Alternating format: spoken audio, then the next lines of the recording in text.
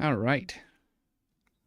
Let us see if we are indeed rolling. You know what I should do? I almost never do this. I almost never think to actually share streams or like let anyone know I'm streaming. So I think I'm gonna do that.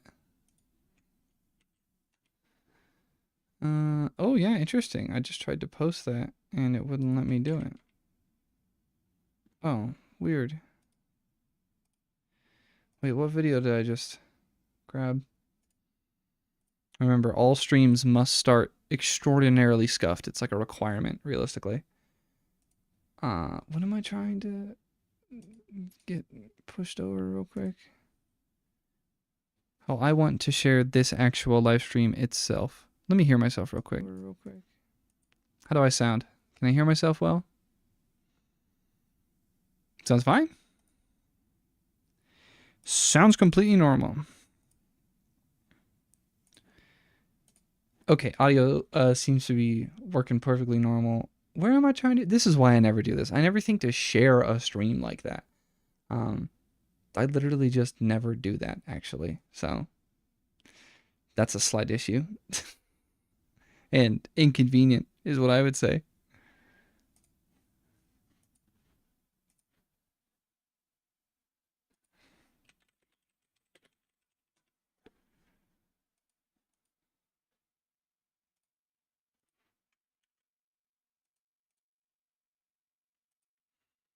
Okay, now I'm getting 5 other things set up really, really quickly.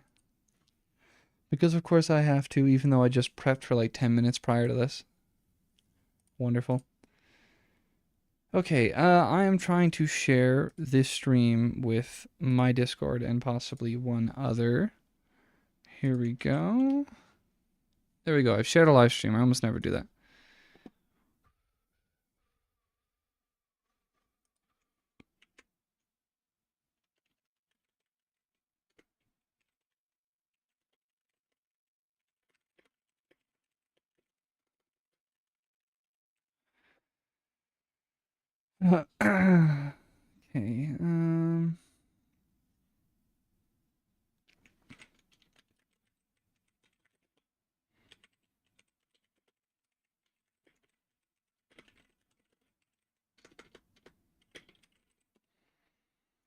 Okay, KKK, I think we are good. I apologize, stream. I am such a bad streamer, huh? Like, hi. Hey, what's up? At Trash Heap. It could be a number of you. I don't know which one it is, but it's probably the one I know. All right. I think I am ready to get going finally. That took a bit. Hello, Trash Heap. Okay, I am loud. All right, let's go. I am loud. I am the quiet part is loud. Great.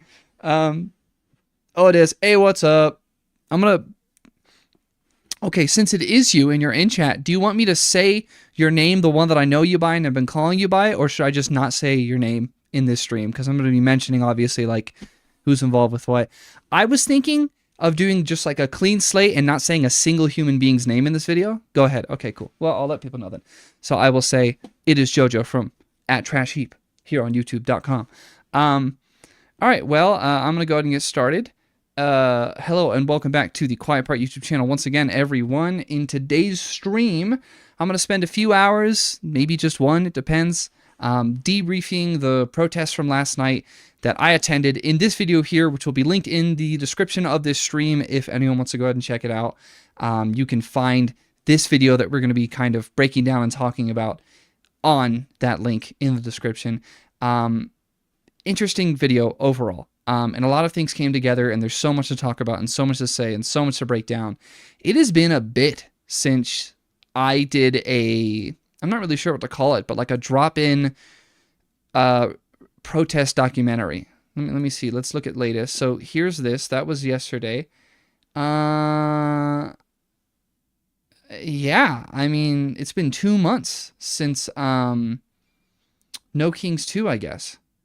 Oh, which means I said something wrong in the video, actually. The one that my wife got arrested in wasn't No Kings 2. It was Flag Day, I think. No, I got that wrong. Well, I'll be sure to correct that in this video. That's why we do debriefs. So what are we doing in this video other than breaking down this?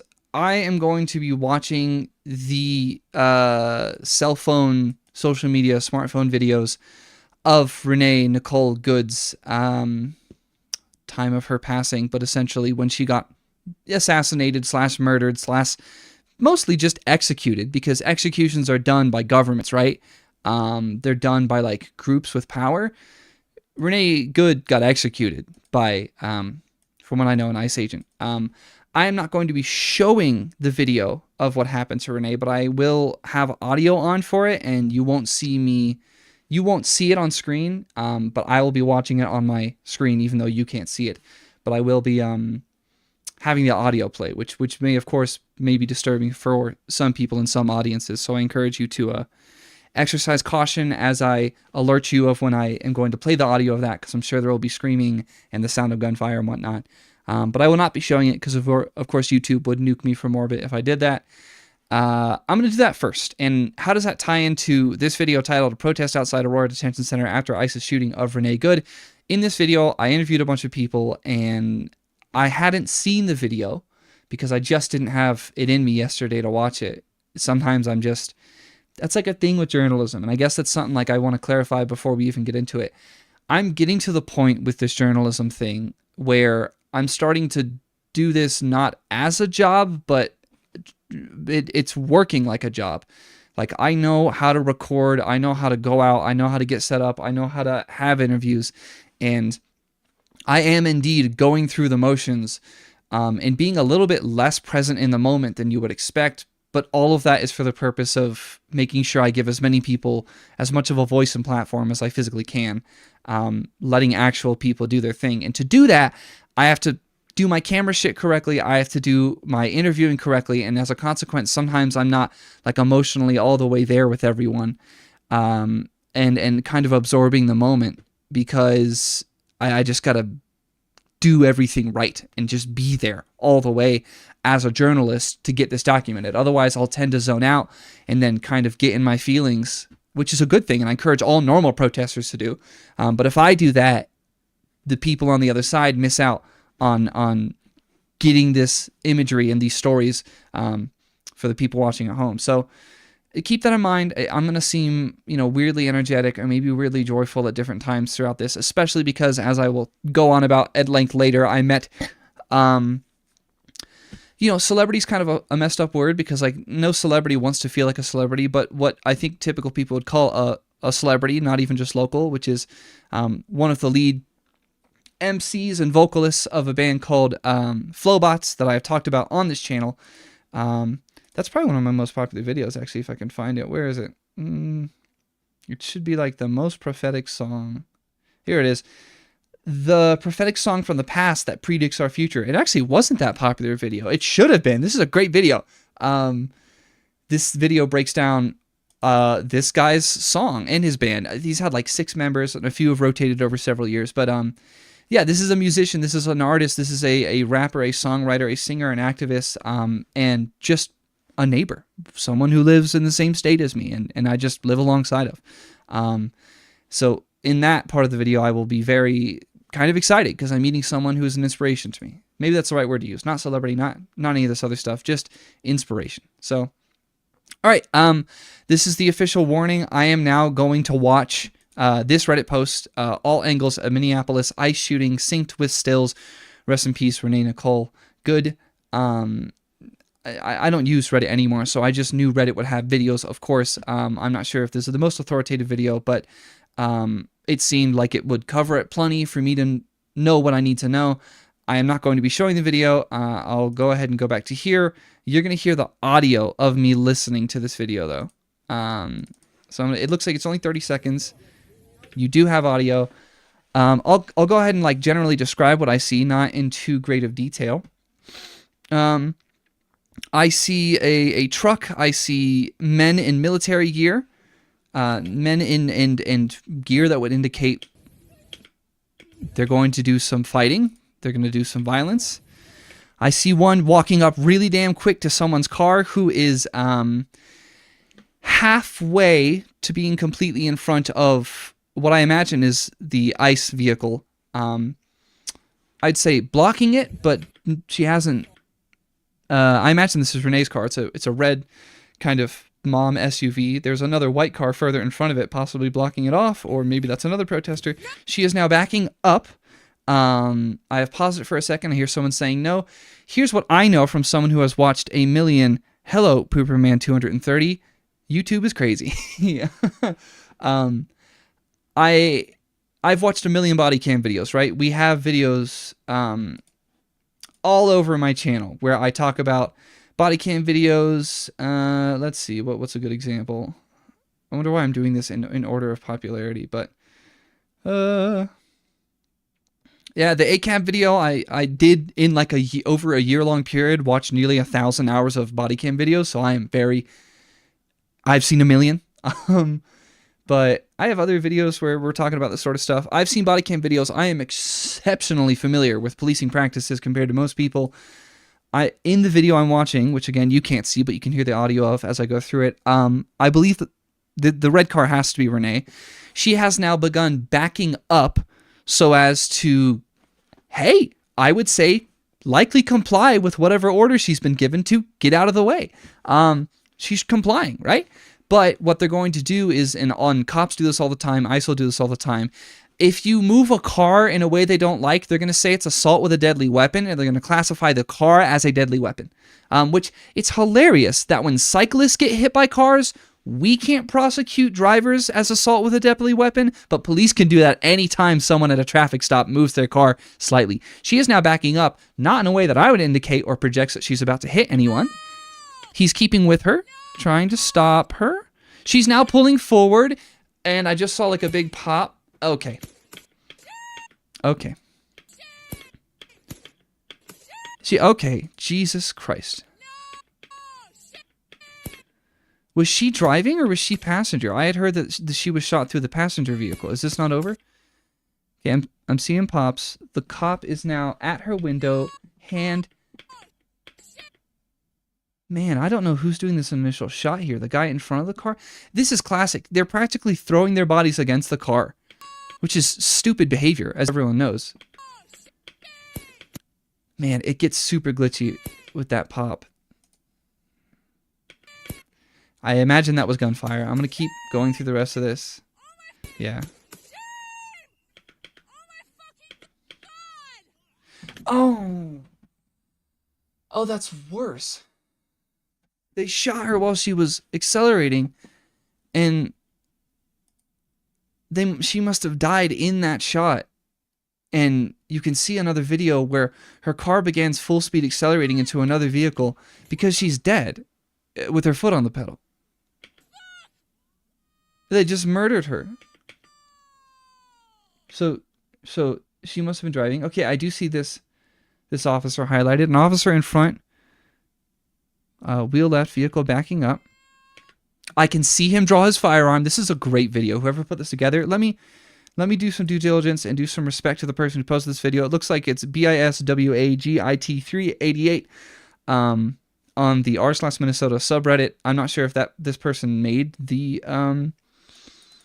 this video, but they posted this and allowed me to have access to it as a consequence. So, yeah. Oh, wow, this is a great video. It's pausing and highlighting the officer brandishes firearm. You can then see him aim through. Looks like, I can't tell based on the angle. It has to be through the front windshield. Yep, shot through the front windshield. And what I was seeing wasn't ejection gas or like gas from the muzzle. I was seeing the glass practically vaporize as he's shooting through her windshield to kill her. Second shot through the left window with visible casings.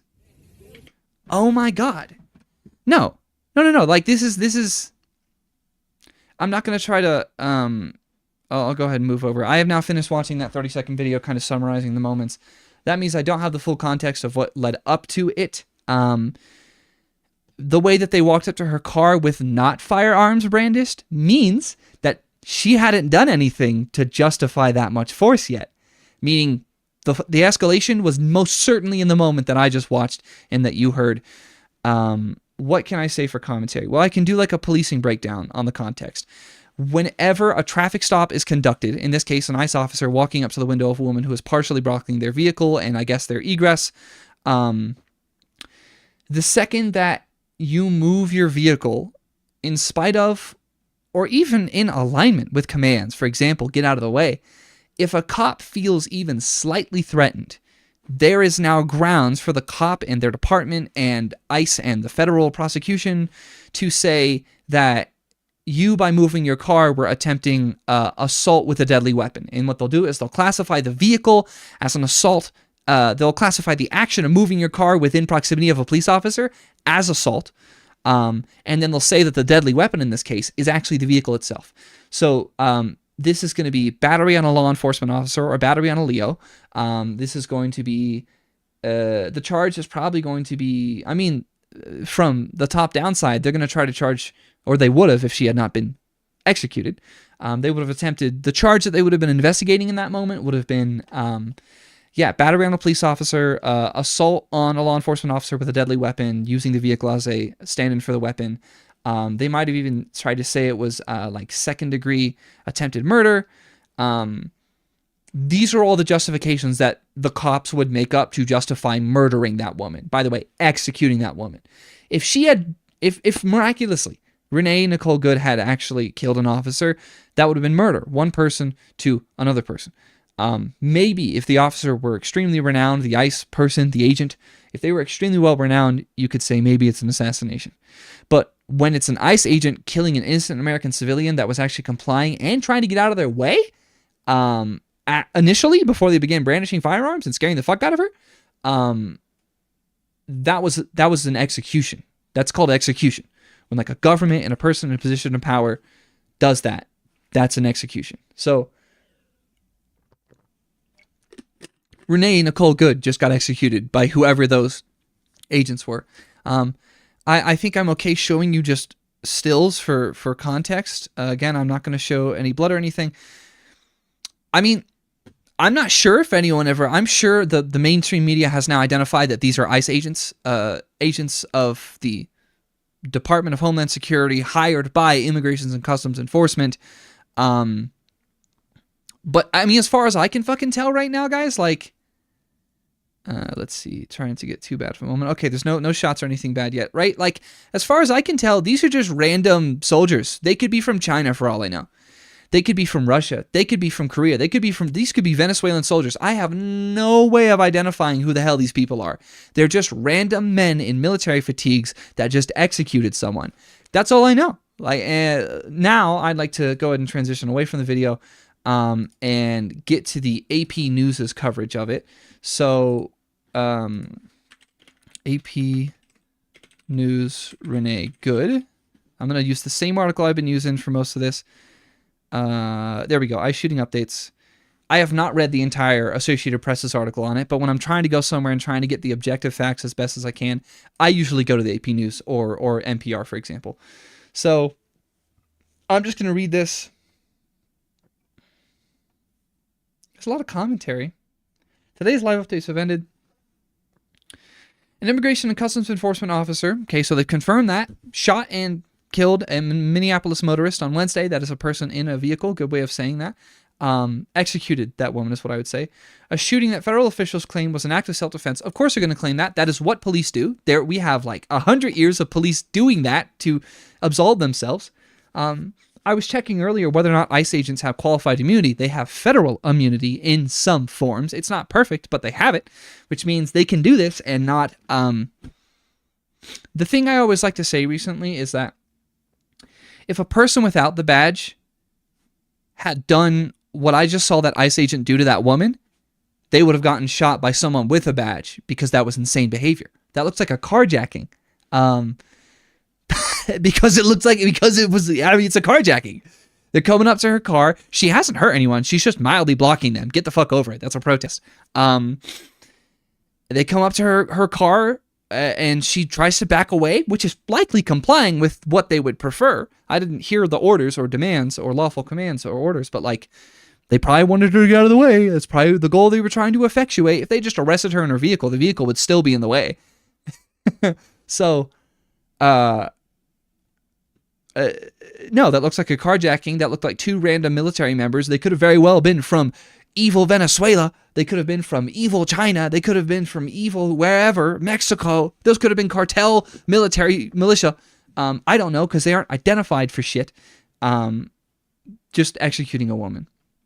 Of course, federal officials are going to claim it was an act of self-defense. In my video, I did, of course, pull up Trump and the Minneapolis. Here we go. Happened as self-defense. So Trump said on Truth Social, the woman screaming was obviously a professional agitator, and the woman Jesus, dude, we impeach this dude tomorrow.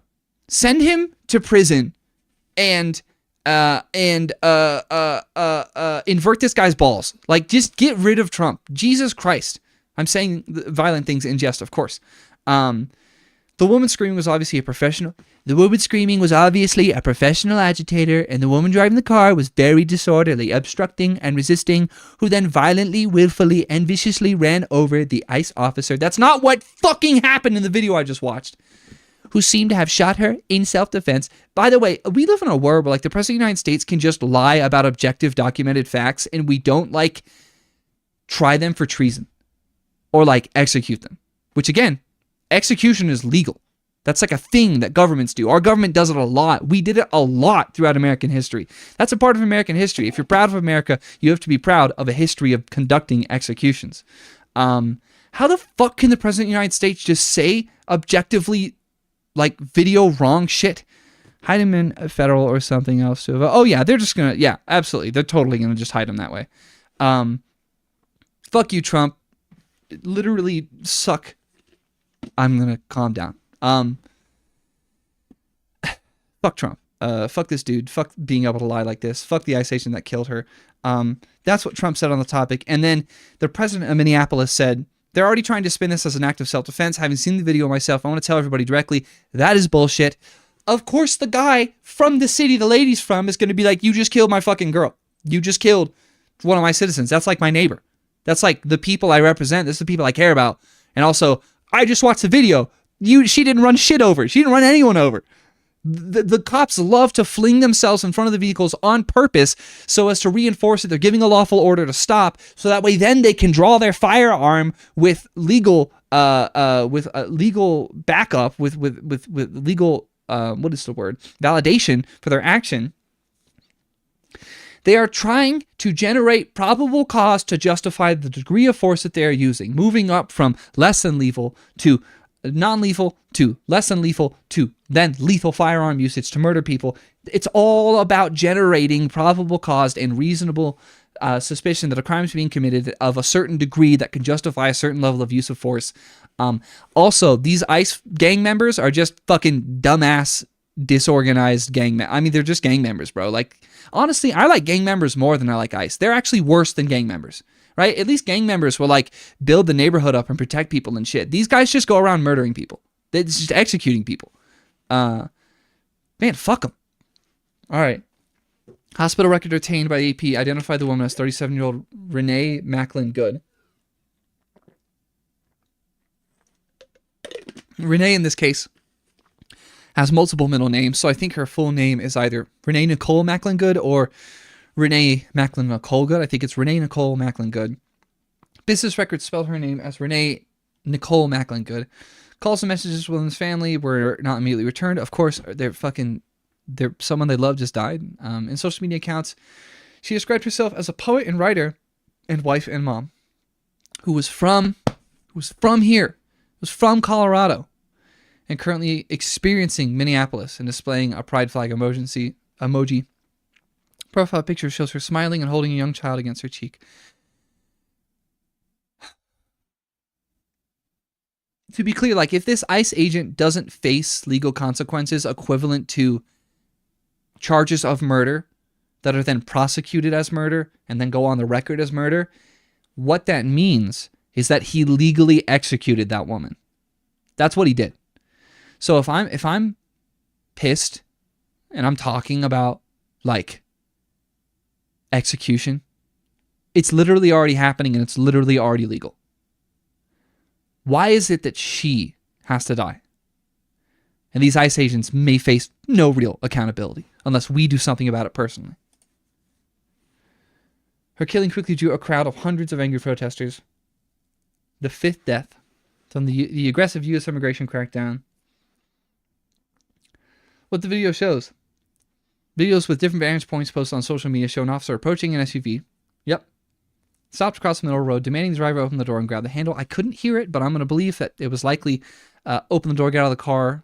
The Honda Pilot begins to pull forward in a different... So, yes, they're going to say that is disrupting an investigation. Disorderly conduct and disrupting an investigation and failure to comply and refusal of lawful commands or lawful orders. They're going to use all these things to say, well, it's okay that we can execute her because she didn't do what we told her to. That's America. Aren't we patriotic about our freedoms here? The place where cops and random gang member ICE people can just act like a Gestapo and just murder people because you didn't do what they told you to. Man, fuck it. This sucks. Spends 2 cars parked on the curb. Yeah, probably because she was dead. She was dead. Like, dead on arrival. Dead on impact. She was already dead. Yeah, fuck you, Kristi Noem. Just, I can't say the mean things I want to say because they're too mean. Rammed her vehicle. She did not attempt to run them over and ram them with her vehicle. She stopped the second that the ICE officer put himself more in front of her. Act of domestic terrorism. How are the ICE... Dude, guys, like, this is it. Like, this is the pot calling the kettle black. This is the fucking... this is that projection. They're saying that what she did is an act of domestic terrorism, as ICE is literally just domestic terrorists. They executed that woman. What happened to in America? Like, for real, I'm gonna do this for a second. What happened to the kind of America where when this kind of shit happens, we literally just overthrow the government? That's like American history. Like, we used to be proud of that. We did that. Like, Europe tried to tax us slightly, we overthrew them. The Confederacy tried to secede and keep their slaves, we literally beat them in a war, right? The Nazis tried to take over the fucking world and bring about fascism, we just killed their asses, right? Japan joins them, we nuked them, literally. What happened to an America where when corrupt motherfuckers tried to do the wrong thing, we literally just revolutioned their asses? That's what, isn't that what we are? Isn't that like in our blood? What? Look at this. President Trump took to social media to criticize the woman, but Minneapolis Mayor Jacob Frey blasted Noem's characterization as garbage, calling this woman a domestic terrorist as she's been executed by members of the state. Yep, the police chief isn't going to say shit. You know what they're going to say? It's an active investigation. We can't talk about it. Every single time. Okay, and then this is like an older. So this is going to be more info about who Renee was. We're going to get to my video last. I'm going to care more about learning about this story and then going back to the video with my newfound insight. So here we go. Hundreds protests. We will not put up. We keep us safe.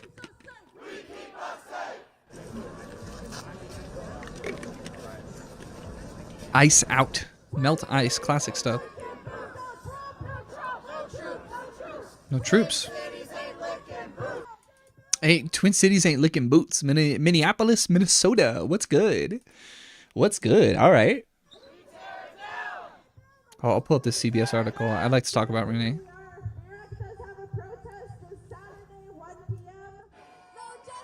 Another protest getting set up. No justice, no peace. Dude. Where are the January 6ers at, right? Where are all those wonderful patriots, those incredible revolutionaries that stand against an authoritative government that would take action against its people? Where are the J6ers at, bro? Where are they at? Where's that energy, right? For a woman getting snuffed the fuck out, getting shot in the head, shot in the face by like a barely titled. Is this stream also on Twitch? No, I don't know how to multi-stream on Twitch. I'm like not good at that. I've never tried to multi-stream to Twitch before. Can I do that? I've never thought to try. But maybe I'll do that someday. I guess it would be cool. What was I fucking saying? Where are the J6ers at? Right? We're now on like the what anniversary of January 6th? We just passed it a couple of days ago. Where are they at? Huh? Where's the revolution? Where's the storming the Capitol when a hand of the government executes a woman live on screen and then is promptly defended by all of the people in the government. Where's that energy at, my guys? Like, where is that? And I'm not talking about that from progressives. Progressives don't like violence. Well, the J6ers clearly do. Where's it? They don't care this time? I just don't. I don't know. They'll storm the Capitol because their president lied to them and told them that there are some magical votes somewhere. But real human beings can get murdered, executed live on screen, and no one gives a shit. I fucking hate that. I just genuinely hate that. All right, here we go. What we know about Renee Good, the woman shot and killed by an ICE officer, from CBS News. I'll pull this up. To remember a woman shot and killed by an ICE agent just yesterday. A warning for you here. The video. Man, this is some interesting journalism with that big screen. I wonder if that's a green screen or if that is a multi-panel. That could be a projector behind her. I can't believe I'm talking technical, but I think it's actually beautiful. This shot of a journalist here with all these people behind her. This is actually a very beautiful shot. Shot and killed by an ICE agent just yesterday. A warning for you here. The video you're about to see. Well, let me check it. Let me check it. Because here's the issue. Here's the issue. I'm going to have to skip the video. Do you know why? Because CBS News is allowed to show this video, and I am not, because I am not an authoritative news source that has $1 billion. And for some reason, YouTube has this agreement with the authoritative mainstream media news sources where they're allowed to show shit. I'm not. It's ridiculous. Has been identified as 37-year-old Man, Renee that's Good. her? According to 2 federal officials, she was a U.S. citizen. City leaders say Yeah, she of served course. as a legal observer of federal actions in the city. Here's how A leader of... Why did she glitch out there? What did she just say? as a legal observer of It did her... Is she using a wireless mic pack and it just totally messed up there? federal actions in the city. Here's how local and federal officials are reacting to that deadly shooting. They are already trying to Is that the mayor? spin this as an action Okay, this is that moment. self-defense. But these motherfuckers just shot one of my girls in my fucking city. The one that it's my job to take care of and represent these people, and you just fucking killed her. Dude, I'd just be going to war if I were him. I'd be like, it's over. Like, if you can fucking federalize the police force, I'm mayoralizing if they can federalize the fucking National Guard, then this guy, he can mayoralize the police force. It's over. Like, we're going. Seeing the video of myself, I want to tell everybody directly. That is to ICE. Yep. Get the fuck out of Minneapolis. Damn. What he's talking about, it's very clear. Damn. That's a mayor. Man, I'm about to move to Minneapolis. What? That this individual was Get the fuck, hell yeah. What else is there to say? Like, I hate how in the post-Trump era, anyone is trying to hold on to this concept of traditional civility or like watching your language. Get the fuck out of my city. You just murdered my neighbor. Bro. Get the fuck out of Minneapolis. He doesn't know what he's talking about. It's very... Lady, I don't care what you have to say. Nothing. I watched the video. I have eyes. I have eyeballs. I can watch the video. She got executed. Very clear that this individual was harassing and impeding law enforcement Again, you operation. have to shut the fuck up. Whatever she was doing was not enough to justify use of force because the police officers approached her without firearms brandished, meaning that the moment of escalation we saw was the actual moment that they decided to shoot her. There was no... I know I haven't seen the full context of the entire night, but what I know is that if those ICE agents were allegedly following standard operations and procedures, if she had already attempted assault with a deadly weapon in the form of her vehicle, if that had already been escalated, and this was like a pursuit, for example, they would have approached her with weapons drawn because it would have been a felony stop instead of a normal traffic stop. That's standard procedure. Shut up. Is this Christine Noem? I don't know. I don't like her. Our officer followed his training. No. She looked at me, killer. What? Okay, cool. So your training is shit, and now you need to be held civilly liable. Put this lady in prison for till ever. Exactly what he's been taught to do in that situation. Cool. You are acknowledging that you are the leader and representative of this. Take responsibility for it. Took actions to defend himself and defend his fellow law enforcement officers. Fuck you. Now, protests are erupting around the country. On the Dude. left side of your screen there is New York City, and on the right side, Minneapolis. And New that York- is where New we York knows find what the CBS fuck is News up. correspondent Usher Qureshi. Usher, what are you learning about the victim and the ICE agent involved in this deadly shooting? Deadly shooting. Just call it an execution, She's been bro. identified as 37-year-old Renee Good. She was a mother of a 6-year-old. Guys. If this had happened in China, the mainstream media in the US would be saying Chinese paramilitary soldier executes citizen live. We'd be calling it what it is. But because it's here, they're too afraid to call it an execution. According to city leaders, that she was here as a legal observer, looking at what was going on Yes. here. I'm not sure if technically as a journalist I count as a legal observer, because you have to have a certain training as a legal observer. Because you have to take note of certain actions and what may or may not. Individuals usually represent human rights. Go away, AI thing. How do I turn you off? Go away. Public or activist security guards. Yeah, but like, so there are the National Lawyers Guild has a training system to become a legal observer.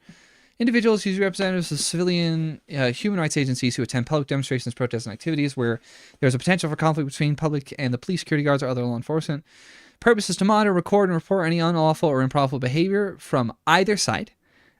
Which, I mean, I'm not seeing that like legal observers can write incident reports, but I mean, so can I. So can anyone. I guess, you know, if it's through the National Lawyers Guild, these are going to be people with more training than normal who are readily able to identify. Early to tell, but this shouldn't be causing significantly more. This should be causing significantly more outrage, at least way more than Charlie Kirk. This should be, I agree, this is literally just George Floyd, but a different circumstance. That's it. China reminds me of the Tiananmen Square. Literally, all of the things we have been taught as Americans as like terrible, horrible things, we're watching it in our country and we're not calling it what it is, which is like domestic terrorism. And instead, we're letting the people who lead these organizations call the lady who got executed the domestic terrorist.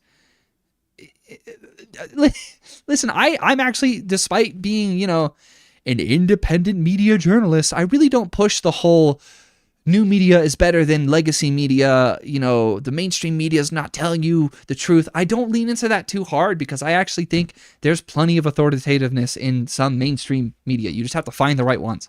Like CBS isn't necessarily great, but this is going to be on the ground narrative journalism. And I know that and I can navigate that with media literacy. Investigations here in the neighborhood. And we're just a short distance away from where this happened, just a few hundred feet, Mugo. And over the last few hours or so, we've started to see the growth of people coming to visit this memorial. This is a good shot. I'm always going to have this habit as a video journalist and as a videographer to analyze how the story is being told through the medium. I understand that given that Renee Good is dead and I'm talking about a woman that's passed, it's going to sound unusual for me to occasionally talk about like, oh, this shot is good. This looks pretty. The lighting here is nice. It helps me be in the moment and do my job well to constantly have my job hat on. This is a pretty shot. We've got these barricades likely built by the people who went through this. Probably cops that roped off the scene or whatever. That ICE agent, not much has been revealed about him. His identity This shot tells a story. They do tell us, we know shares from identity federal yesterday. sources that tell CBS News he's Yesterday. part of an ICE enforcement and removal operations team. Okay. DHS Secretary Christy Noem said the agent was taken to the hospital and later released. But still, a lot of frustration, a lot of anger. Because every single time you're in any sort of use of force case, the default standard procedure is for you to go to the hospital and see if you can get some nurse or doctor to say that you went through something.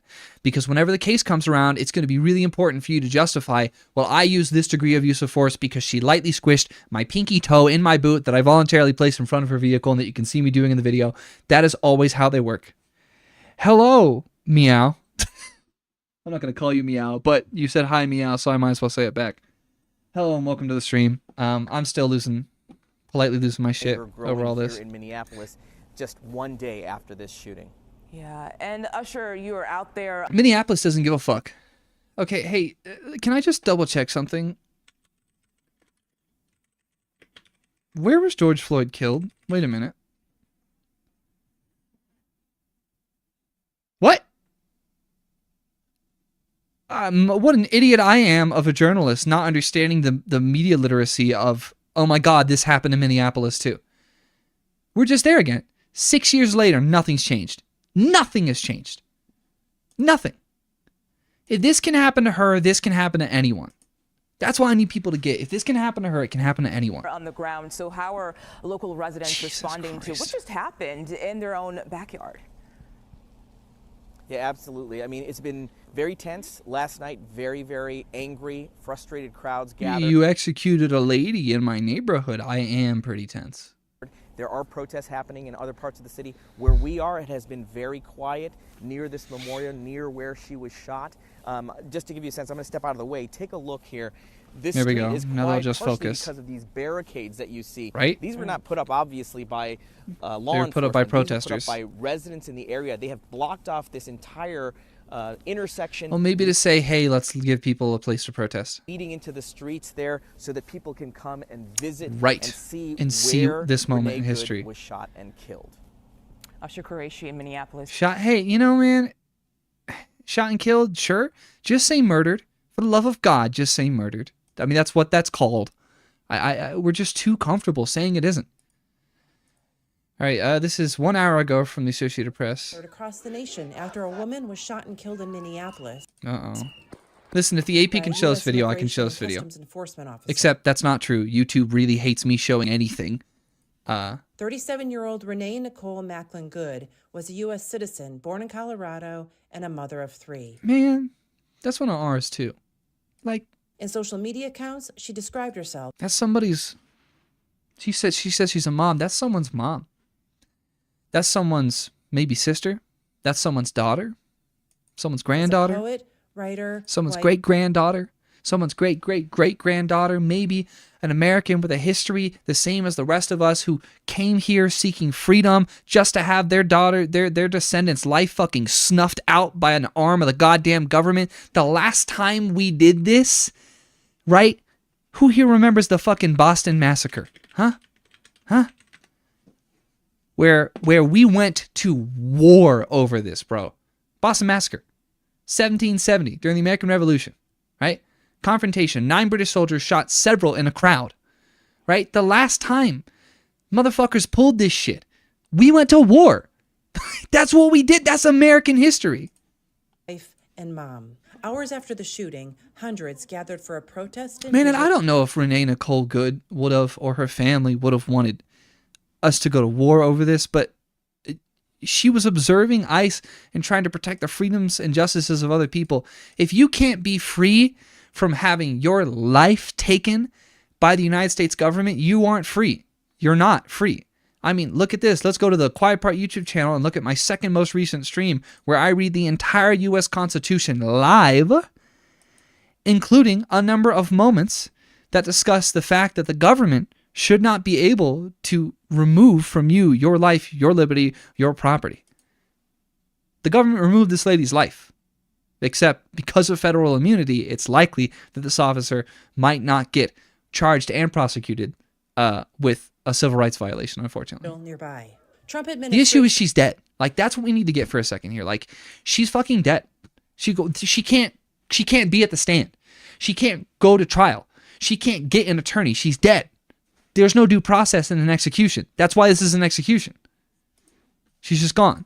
Officials painted Macklin Good as a domestic terrorist who had attempted to ram federal officials with her What? vehicle. This appears as an attempt to kill or to cause bodily harm. Her mother told a Minnesota newspaper her daughter was not involved in protests against the administration's immigration crackdown. She said her daughter was compassionate and took care of others all her life. And her ex-husband has said she just moved to the area from Kansas City, Missouri last year. He did not want to be identified, but said she had just dropped off her 6-year-old son at school and was driving home with her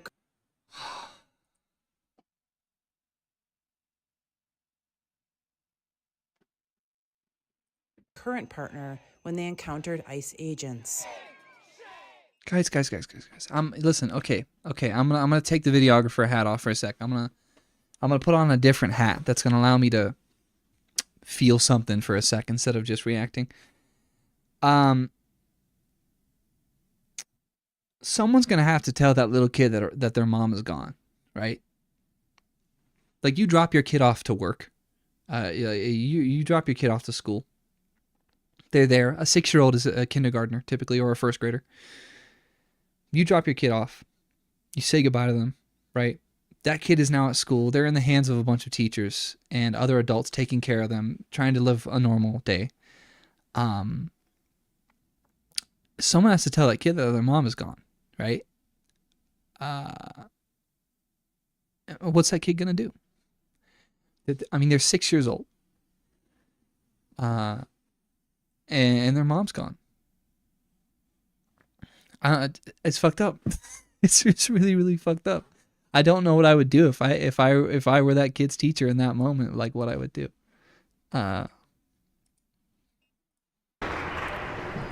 It may not be personable for us, right? Because we don't know this person personally, but you know people you love, right? And if they were taken in this way, how would that change you?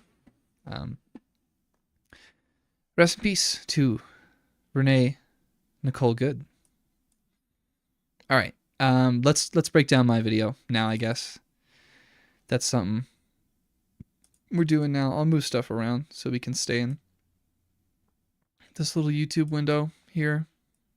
I'll use me to cover up the recommended videos. All right, so here's my video. I'm not gonna watch it all the way through, but I guess I'll go ahead and give like a little breakdown on what the context is of how I ended up here. I saw a sign. It might have been this one. Let me double check that yes, it was this sign. Okay, so I'm gonna download the poster that I saw and show you it real quick. Let's see if this works. Here we go. This is now in OBS. Here's the poster I saw. I saw this poster on one of the only social medias that I use anymore. I don't use anything other than Discord servers now because I find that they're a very good community way of organizing. I saw this flyer that says, emergency action. ICE has murdered a community observer in Minneapolis. We demand justice and ICE out of our cities. I saw that this was going to be at the Geo Detention Center. Guys, this is how bad it. By the way, it's important for me to shout out the organizers that kind of put their name on this poster. It looks like we've got DENCAT, Denver Coalition Against Trump. We've got L4A, Legalization for All. We've got DACAC, which is the Denver Aurora Community Action Committee. I think I'll make sure to say that right in a second in the video. Then we've got Aurora Unidos, of course, Organización de Servicio Comunitario. I didn't know comunitario was a word. Yeah, this is the poster I saw. This got me out to come to this that day. And I then went into one of the Discords, the Discord where I saw that, and I was like, hey, I've never been to the Geo ICE Detention Center before because as many people on the channel may know, I don't have like a normal commuter car. I have an electric bicycle, I have an electric skateboard, and like getting around means using one of those two things. And the interesting effect has been that most of my videos are things in downtown Denver where I can physically reach them by my micromobility. But the issue is that the Aurora Detention Center is like by bicycle, like by e-bike, it's like an hour and a half ride from most of the places I'm occupying throughout my time. And as a consequence, I've never really been able to go to the ICE Detention Center before. So I go into the Discord and I'm like, listen, I, as a person, like Spencer, the person behind the quiet part, I have a real issue with burdening others and asking for help. I've done everything on this channel completely on my own. I practically never collab with anyone. I am the videographer. I am the editor. I am the person that makes the background music in these videos. I am the writer. I do everything on my own. And I have a clear issue of not wanting to ask people for help. But this time I was like, hey, you know, if someone is going, let me know, and maybe I can bum a ride, and then I can come video this, kind of in exchange for someone helping me get there for once. So I did do that, and instantly multiple people were like, come on, we're going, let's do it. And so someone who was in the chat earlier, which is at trashheap here on youtube.com, Jojo, an acquaintance of mine, was like, hey, I'm freaking going. Let's go. I'll come get you. And then Jojo took me. And Jojo's had some issues with her equipment recently, like camera stuff. And I was like, well, cool. I'll just film anything for you and send it to you. So it was like the most natural mutual aid you have ever seen, where it's just like, I have this, but I don't have that. But you have that, and I do have this, and we can help each other. No money, no transactionality, just like, we're both going, we both want to go, let's help each other and do it. So again, a thank you to Jojo for helping me. I'm going to try to make sure Jojo is the only name of someone who isn't like fully public that I say for the rest of the stream, in an attempt to just make sure I don't accidentally dox anyone who doesn't want to be doxed or something. So hello and welcome back. It is like 5:30 p.m. I know that this woman got executed. I had not seen the video because I didn't have it in my stomach at that time, but I did go out of my way before this video, and before even deciding to go out, I wanted to see what the most important players in the circumstance were saying. So what did Trump say on the topic, and then what did the mayor of Minneapolis say in contrast? And of course, the facts of the case, the basic facts of the case, even without seeing the video itself. I just didn't have it in me that day. And then 5:30 p.m., I see the flyer I just showed you moments ago. I mentioned to some people in the Discord, I'm like, hey, you know, if someone's going, can I bum a ride? Instantly, a bunch of people are like, yeah, come on. And I'm like, whoa, okay. And, you know, 1 hour of preparation. This is really sad, but also mutual aid thing is wholesome. It's going to be a very interesting contrast, Shrek of the Swamp. This video and the story I'm going to tell about what happened this night and how it all came together, it's going to be a weird contrast of someone is dead, a mom is gone, a kid now doesn't have a parent, right? An execution was conducted by a member of our government without due process, judge, jury, executioner, everything, right? That happened. But me getting this video out to people so that they can see this and know it happened required and involved a sudden and immense and overwhelming amount of solidarity and mutual aid and support all at the same time. So there is hope at the edge of this dark shadow that has been cast. The gravestone of this woman. It may be in spirit of her work. There is something of hope that can be said here. And I think that's important to find. So it's 5:30 p.m. last night. I see this flyer. I kind of lightly mentioned maybe I could bum a ride from someone. Instantly, a bunch of people say yes. I'm getting all my gear together. I'm running at full speed. Holy crap, we're doing this. First time going to this detention center. I've seen it on live streams dozens of times. It's always been a little too far for me. Carol Funk on YouTube always does live stream. Used to always do live streams of it. I'd watch her live streams, and it allowed me to be present and be there with everyone. First time coming.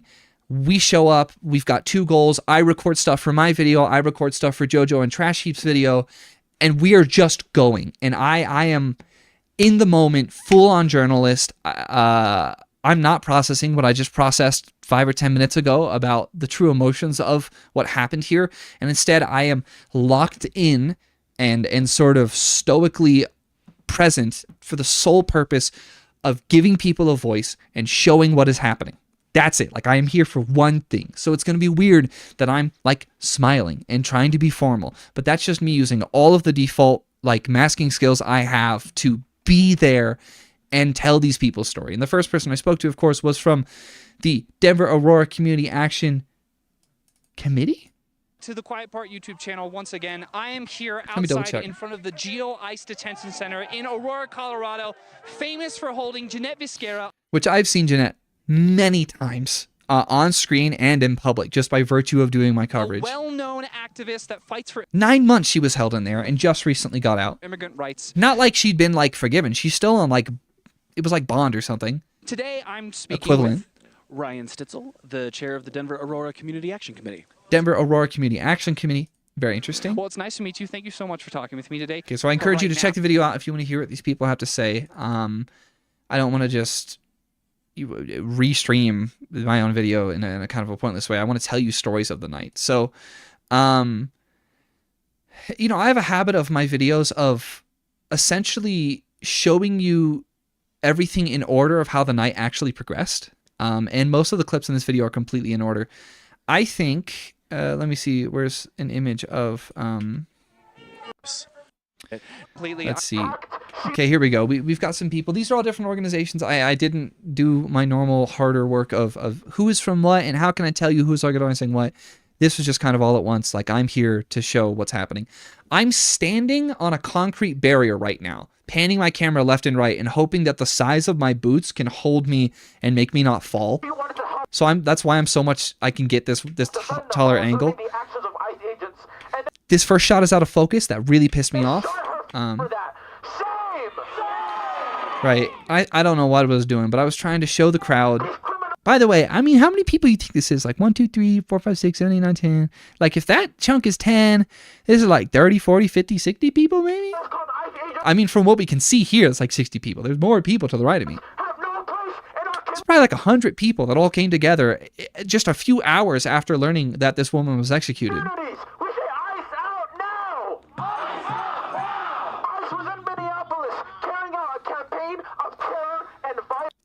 It is indeed terror.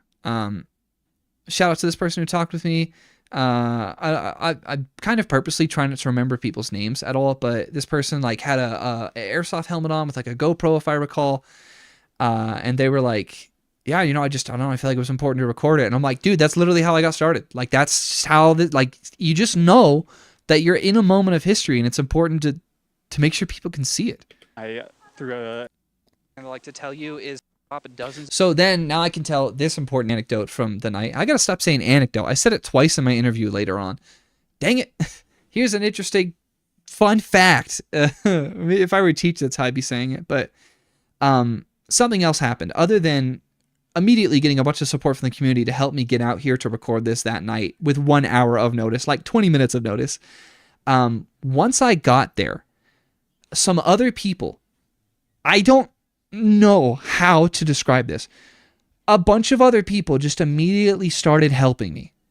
I don't know how to describe it. Like, someone who is a subscriber of the channel, shout out you if you are going to see this, a subscriber of the channel came up and said hi and was just kind of coming around and chilling with us.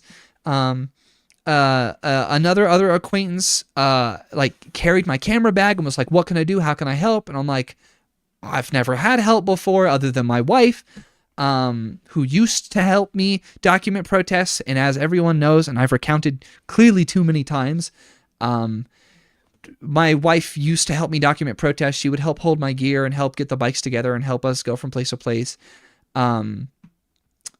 She was wrongfully detained during No Flag Day. In this video, I say, you know what? I will actually leave a comment. I'm going to go back to my channel and leave a comment, a correction. Let's see. I'm going to actually leave a correction real quick. I'll get there in a sec, but I'm going to leave a correction on the comments. I almost never leave comments anymore on my own channel, but I do want to leave a correction for what I said, which was that my wife got arrested at No Kings 2. She did not get arrested at No Kings 2. She got arrested at Flag Day, if I recall correctly. It was Flag Day. I just mixed up the dates of the big protests in my head like an idiot. So that was just a total flub on my part. It was 6 months ago, not 2 months ago, that she got kidnapped by the police during a protest where I was documenting it in the same press fest doing my normal work. That happened. And now she doesn't help me with videos because I never want that to happen ever again. And I mentioned that a couple of times in this video that that had happened. Somehow, miraculously, like literally, like if I were a person of faith, I would start thinking that like some strings were being pulled, because a bunch of people just suddenly started asking if they wanted to help me. Everyone, like people, someone carried my bag for me. At some point, I had to change lenses or check something or grab something, and a total stranger just was like, I'll hold your tripod, because my tripod wasn't set up right. It was like a monopod, and they were just like, I'll hold it. And I'm like, cool, I completely trust you. I trust protesters with my life. I trust protesters more than cops. I trust protesters more than dentists, maybe. And someone was just like, yeah, I'll hold your tripod. You can go grab whatever it is you need. Because we were all trying to document this moment. Oh, no, not this moment. Let me see if here we go. And I say it too. The sign that's actually in right. the metal. So. Well, thank you so much for talking with me. I appreciate your time. Okay, here's this. From what I can see right now, the sign that's actually in the. So this is some detention cell. And then obviously they've put a fence up here to make it harder to communicate with the people in the detention cell. They've put up a sign that says SOS, and it does actually say SOS. It just looks really scrappy. Metal barred window says SOS. And you can see these people's fingers. You can see the silhouettes of their faces. Occasionally through this scratched out part, you can see their eyes and make eye contact with people who are just held here. The reason that you can't see the SOS for nothing on the video is because when you're recording in low light, and it's nighttime at this point, when you're recording in low light, you have to have a really wide aperture on your lens to get as much light gathered. It has to be all the way open. The more open it is, the easier it is for things that are close or far away to blur around, the depth of field. And the issue is I'm focusing on something far away through a fence that is close, and so the fence is literally producing a blur over it. And unfortunately, you can't see it. So that is why I went out of my way to say this sign says SOS on it.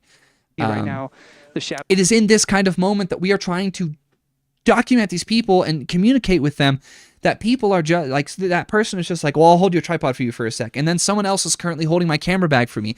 And then Jojo from Trash Heap is literally grabbing people for these interviews. I didn't ask a single person personally for these interviews, and instead people went out of their way to ask them to come to me. All of this happened without me asking anyone to do any of this. People just chose to help. And I don't even know what to say. I don't have words for that, right? It is, what do you say of that? In light of a person being executed by their government, people came together in such an autonomous, natural way. We have no governments, we have no laws, we don't have any money. I don't make any real damn money from these protest videos. I never make money from journalism videos. I don't care. The video that made me the most money is one where I'm talking about crazy protest music. I don't make money from these. I do this because I want to. None of the people I'm here with are making money from this. It was just a bunch of people doing something that you and I have been told our entire lives is impossible, which is people coming together peacefully in a productive way without a government's involvement. We just did this because it was right. Not because of a law, not because of a government, not because of a politician or a representative or a Congress or a Senate or an electoral college. We did this because we chose to. Because it was the right thing to do. I didn't even have to ask anyone. All I did was lightfully mention, hey, maybe can I bum a ride from someone who's heading here already? All these people who helped me go get these interviews, all these people who carried my camera gear, and someone who held my tripod, and people who were like trying to help out, and I didn't ask for any of that. That just happened. And it is in light of a woman losing her life that we are suddenly made aware of how much we can do when we do it together. Because we're not kind of already at a breaking point. We're already at the point where they are executing us. We have to come together. And I guess that leads great into jumping over here to the representative from General Strike US, I believe probably the Denver chapter. You know, part and parcel to the revolutionary struggle. You know, we are living under an unsustainable system, you know, that doesn't even provide us with our basic needs anymore. And we have a... Like, not only does this system not provide us with our basic needs, it is robbing us of our lives and liberty. It is doing the opposite of the things that the founders intended, right? There is a video 2 streams ago of me reading the entire U.S. Constitution again. The founders would have gone to war over this. They literally did it, like, twice. A militarized police state, as evidenced today, a murderous militarized police state. And I unfortunately did not get this. I didn't get the shot in focus. I sometimes I don't look hard enough on my monitor to realize, like, oh, this isn't in focus. It's hard when it's dark, okay? And unfortunately, the way I have my camera set up, I can't use the screen from the front, really. It always ends up getting blocked off by my top handle. I wish I had gotten this in focus. And it's an existential crisis with the environmental climate crisis and the genocide happening in Gaza and in other places. It's a horrible environmental crisis that we're living through, and the only thing that we can do about it. And then the premise of General Strike US, because General Strikes are American history. They have worked. In fact, a general strike is what won us the 40-hour work week in the Haymarket Affair in Chicago, Illinois. The reason we have a 40-hour work week is because of a bunch of people that did a giant general strike where they all stopped working until their demands were met for better quality of life and work, including a standardized 40-hour work week and weekends off. We won that. Americans won that literally in Chicago, Illinois through American labor history using a general strike. It has worked before. That is why I'm willing to give general strike people a platform, because it is literally history. It happened. It worked. That's nonviolent is to this is a beautiful shot. I do know the person who's recording here. Not like as personal friends who have like visited, but I know who this person is. Oligarchs to their knees. Even if not by name. The name. key to making a general strike work is mutual aid. This is a beautiful shot. We need to come together locally. And by the way, for context, I don't want it to like be misunderstood. This person is also trying to record the same window I was trying to record to see any signs from the people inside, to communicate and be known. In our small pockets where we live. It's a beautiful, this is an exceptional shot, and I'm very happy about it.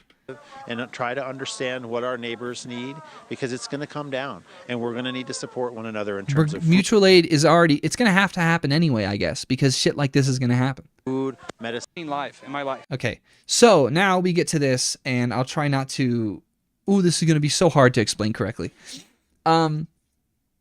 I don't know. My story of getting into activism and caring about this stuff is long, it's detailed, it goes on and on. Here's what you need to know. I was raised lower middle class in the Rust Belt around the Cincinnati, Ohio area, eventually living for a large part of my adolescence in Middletown, Ohio, the same hometown as J.D. Vance. So I lived through that kind of American culture.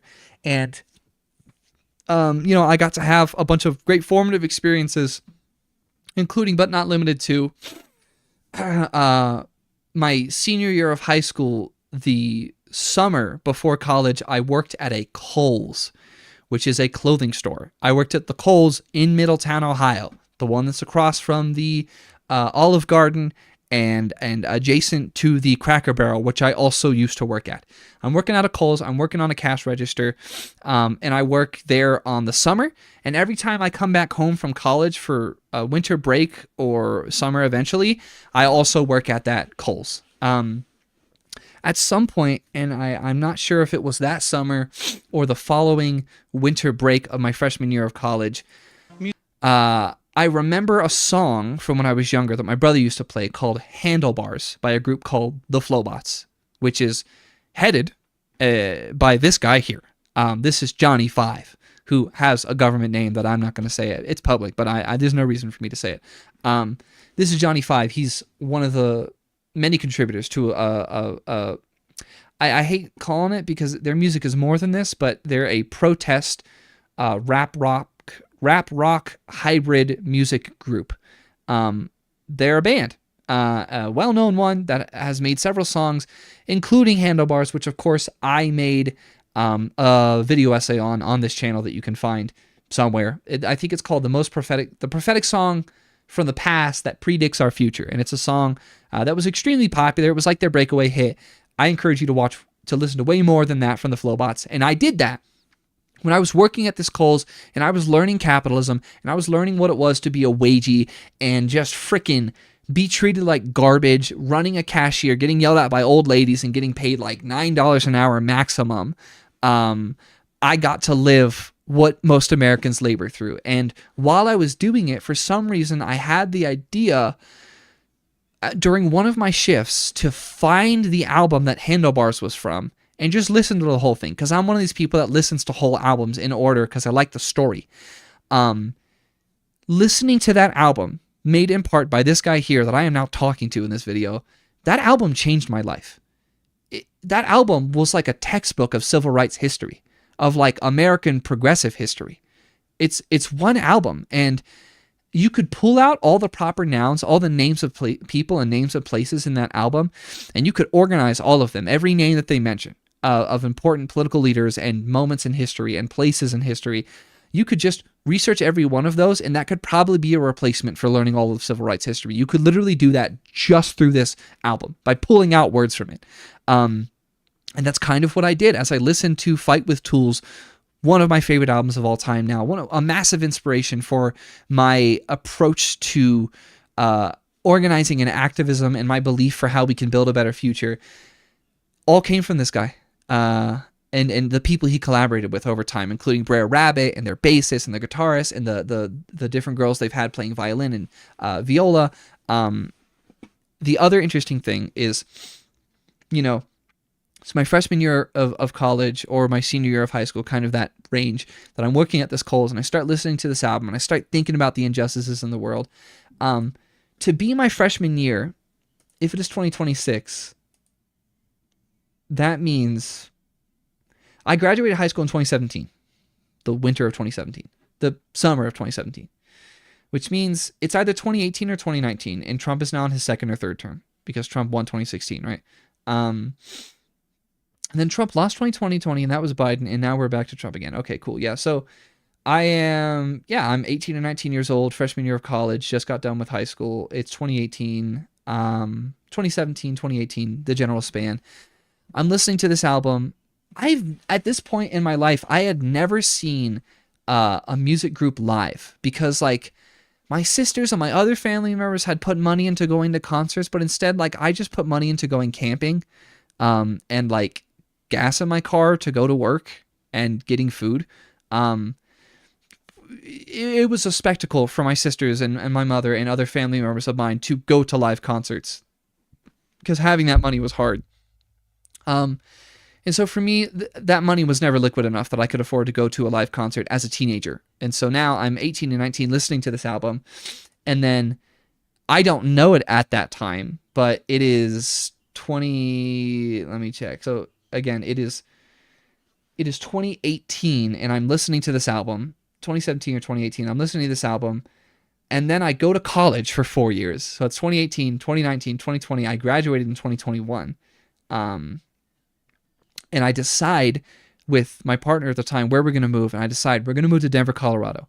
Why are we going to move to Denver, Colorado? Because I'm a public school teacher, and I want to go somewhere that values public education and actually funds it. So that way I have a better chance of doing good than I could do in crappy Cincinnati, Ohio, where I hate it, and I don't like Ohio, where I grew up. I wanted to get away from all that, go somewhere better, and make a difference.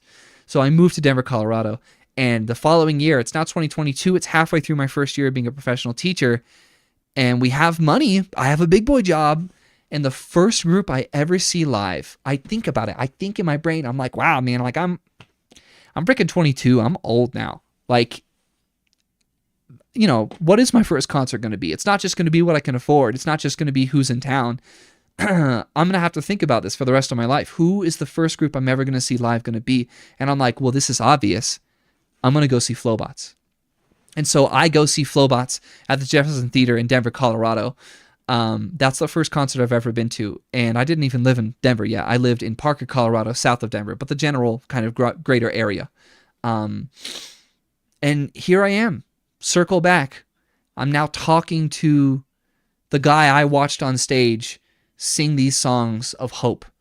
I tried my best in this interview to clarify that I didn't want to spend time on being a fanboy. I wanted to spend time talking as two organizers and activists. And I mean, he did an extraordinary job of being humble, of, the concept of being a celebrity is ridiculous. The concept of being an influencer is ridiculous. This is a guy that's done good work, and I've enjoyed his work, and he's been an inspiration to me. Again, I did say something wrong in this interview, which is that I said that Andrea got arrested during No Kings 2. My wife did not get arrested during No Kings 2. She got arrested during Flag Day, and I'm now conflating these things. Music group I've ever seen live in my life. Wow. That was the first time. It was yeah. So I let him know, like, listen, I know who you are. I know what your work is, and it's inspired me. Only like 22, right? And so I say only like 22, and what I meant is like that's really late to have your first concert for a lot of people. And I think it's just really important to be here for lots of reasons. I mean, I know people who are right now inside.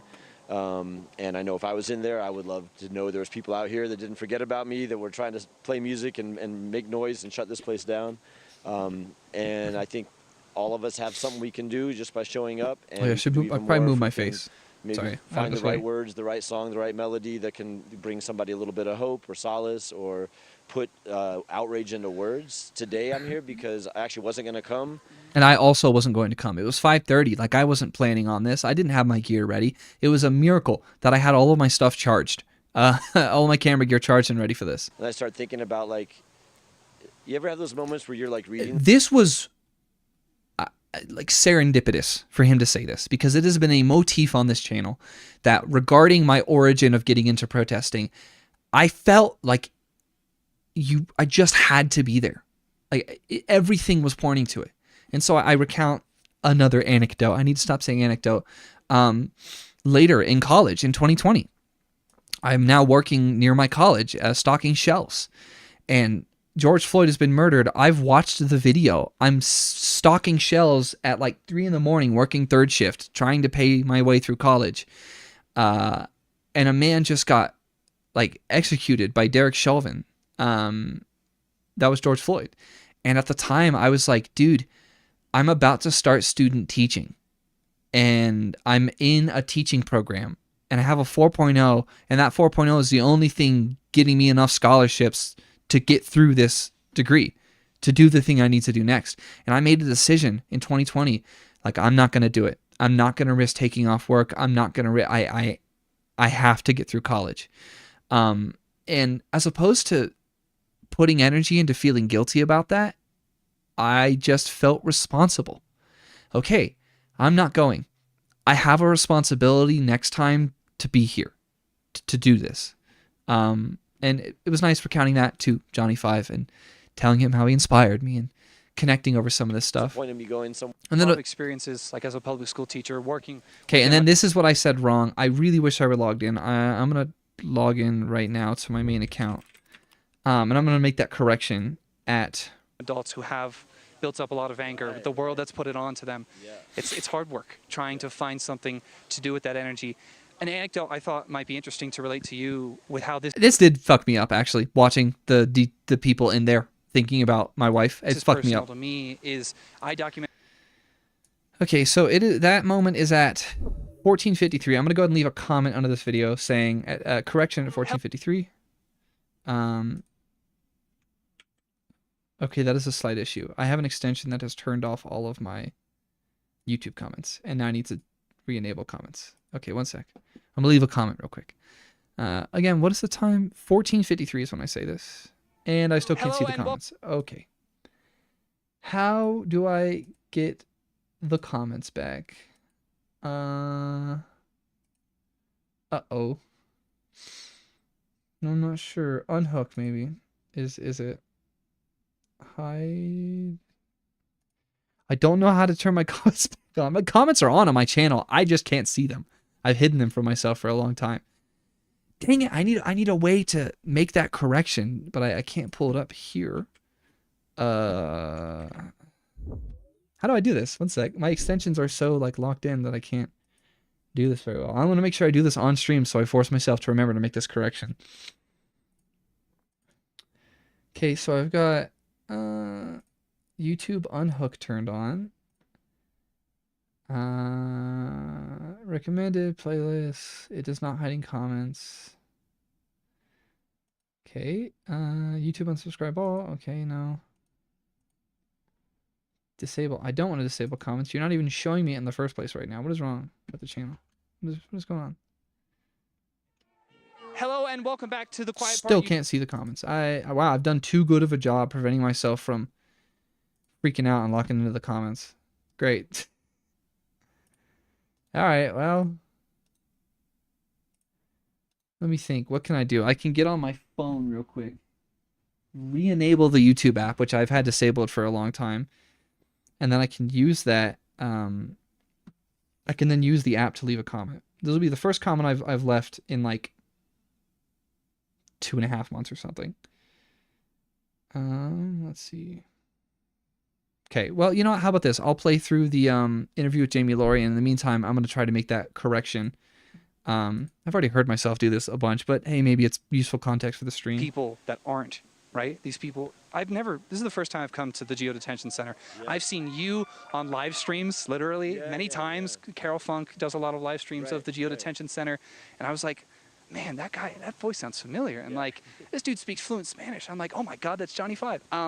So, I mean, I think it's incredible that you're out here. And this is harrowing, horrible, but also hopeful, seeing the people bring their hands up, but knowing they're still behind those bars and behind that glass. So the first day that these vigils moved from, the first day that we were here at this time where you can see the light and you can see people's silhouettes and you know they can see us, that changed everything for me. Because so often you go to a protest and you know it's important in some symbolic way, or you know it's important to gather, or maybe you're one of 1,000 people and that's going to make the news.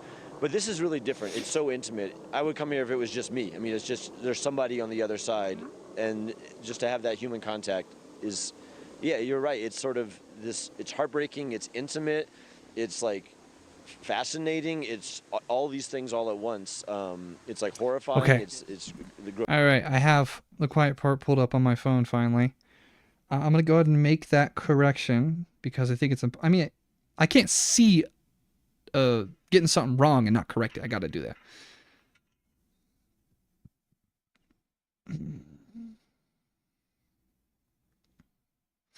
All right. So at, when did I say this? 14:30 something. Silhouette, I thought, because we had a certain shut down, not happen again.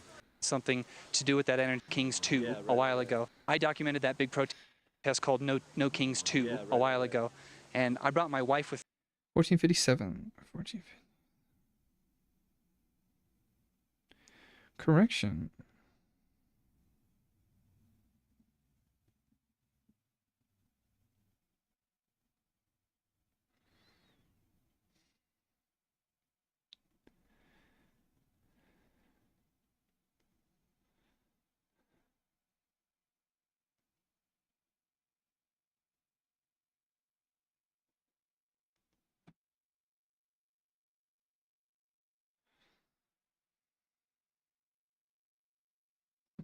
And then let me remember. I'm gonna pull this up. I'll try not to pull it too far and be annoying, but yeah, the people in that detention center, every person there has a dozen family members that, when their family member disappeared, they freaked the fuck out the exact same way I did when my wife was suddenly taken. It's horrible. That entire building is just like a black hole of agony for human beings. Okay, so it should be these two. Flag Day 2025.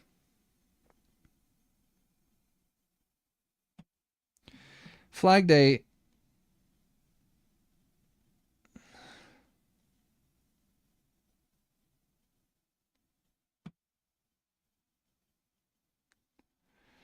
Too many.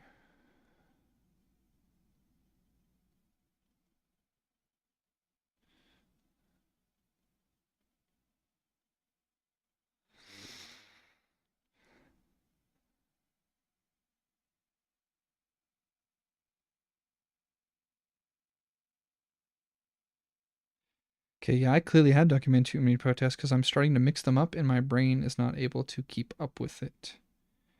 Let me pin my own comment. Great, wonderful. Okay, cool. That correction has now been put forth. Yeah. So let me see. Here's my video for Flag Day. Flag Day would have been June 17, 2025. Yeah, so my protest coverage is almost always well edited. Like, I've put a bunch of things together and I try to tell you a story. And for some unusual reason on Flag Day 2025, instead of publishing my nice edited videos, usually including commentary, instead I just published uncut, kind of empirical, deeply journalistic videos of like, here's the objective video of the march. This is, of course, one of the marches from Flag Day 2025. It sucks that this might be my secondary camera, actually, because this looks more compressed than usual. But you can see here in the description, hey, so as some of you may know, things went a little crazy. I won't be able to put out my usual style of video. I offer something completely different. It's a long story. Get subscribed. Needless to say, I'm working on something huge. It'll probably take a month more. Oh, yeah. It's been like a year that we've been in court dealing with this shit. It's been way longer. So I didn't mention that it was specifically my wife getting kidnapped in the description of this one, but that's what happened. So, yeah. You know, sometimes I struggle to step away from my story and like make sense of it, but it is insane when I just kind of write it out sometimes. It's a lot, the crazy things that I've gone through. But you know what? None of that stands in the face of what the people who are actually in this detention center are going through. When we are looking at this moment, these are real human beings with families. These are fathers, these are brothers, these could be sons. I think because mostly this block of it, I believe, is men. Yeah, these are real people really going through these things, just like my wife. And all of them have family members and people that they care about who went through the same thing. So rest in peace, rest in power to Renee Good, one of the good ones who made some good trouble and was taken when she shouldn't have been. People need to understand how heavy death is. Like it means eternity, right? She's gone. Some fucking ICE agent did it. If nothing happens to him, what's the point of America? What was the point of this country ever if he gets away with it? All right, is there anything else we can really or should need to cover at this point? I don't think so. I think we're good. Thank you so much for watching this video with me. You may have noticed, what am I in right now? Am I in Edge? I always use Microsoft Edge when I'm on stream just so it never like gives away my information or something. And I've started making sure that I use this new browser called Ecosia, which is like a more environmental browser instead of Google and DuckDuckGo. So interesting little things I'm doing in the background here. Hey, if you haven't seen the actual video, my full protest coverage, I deeply encourage you to do that. Thank you all of you who were here for my little breakdown of the events of everything that came together. So many things happened at once. I closed this loop of meeting, you know, someone from the first band I ever saw, and I wanted that band to inspire me for the rest of my life and always remind me of activism and always remind me of making a difference. Then I got to be outside of a GOICE detention center, seeing the silhouettes of people who themselves were detained, just as my wife was detained, realizing that all of those people have family that were freaking out just as much as I was, knowing that their people are suddenly gone, kidnapped by these thugs, by this Gestapo of a group called ICE. Yeah, and then also a bunch of people all helping me and lending aid without government intervention, without laws, without money, just by choice. All of these things happened in one night. And so I thought because of that, it would be important to do a debrief and talk to you about it. Thank you to anyone who was here watching. Be sure to like this video, get subscribed to see more. I don't really know how streams work. Maybe I need to start restreaming to Twitch, obviously. All right, that's everything. Take care. Goodbye.